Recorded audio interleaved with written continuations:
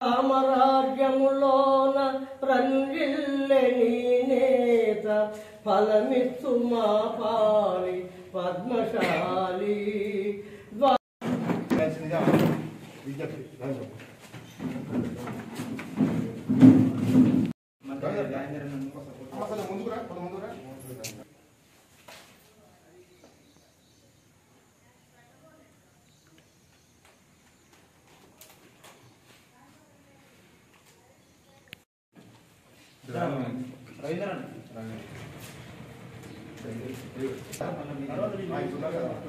అన్న సైడ్ కూర్చోన్నా మీరు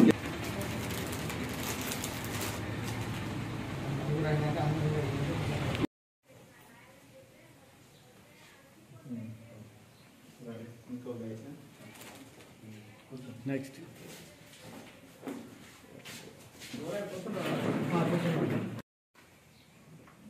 సొసైటీ బాగా అభివృద్ధి జై పద్మశాలి జై పద్మశాలి జై పద్మశాలి జై పద్మశాలి జై మార్కండేయ జై మార్కండేయ జై మార్కండేయ జై మార్కండేయ చేనేత కార్మికులు చేనేత కార్మికులు చేనేత కార్మికులు జాతీయ చేనేత దినోత్సవం సందర్భంగా శ్రీనివాస కాలనీలో ఉన్న చేనేత కార్మికులందరినీ సన్మానించుకోవడం జరిగింది. ఈ పద్మశాలిల చేనేత కార్మికులందరూ ఇక్కడ చాలా సంవత్సరాల నుంచి ఇక్కడ ఈ మొగ్గాలు నేయడం జరుగుతుంది. ఈ జాతీయ చేనేత దినోత్సవం సందర్భంగా వీళ్ళందరినీ సన్మానించి వీళ్ళందరికీ విషెస్ చెప్పి వీళ్ళందరికీ ప్రోత్సాహాలు ఇచ్చి వాళ్ళందరికీ మన జాతీయ చేనేత దినోత్సవం సందర్భంగా శుభాకాంక్షలు తెలియజేయడం జరిగింది. చేనేత దినోత్సవ శుభాకాంక్షలు.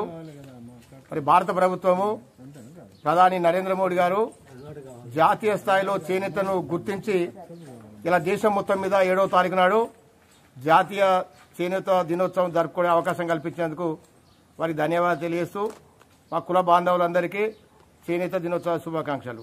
మరి భారతదేశము వ్యవసాయక దేశం. అలాంటి మా దేశంలో వ్యవసాయం తర్వాత చేనేత వృత్తి అతి పెద్ద వృత్తిగా పరిగణించబడేది. మరి రాను రాను మరి ప్రభుత్వము పట్టించుకోకపోవడాలా, లేకపోతే ఈ మిషనరీస్ వచ్చి టెక్స్టైల్స్ వచ్చి మరి ప్రొడక్షన్ ఎక్కువ చేయడంలో మరి కార్మికులకు సరైన పని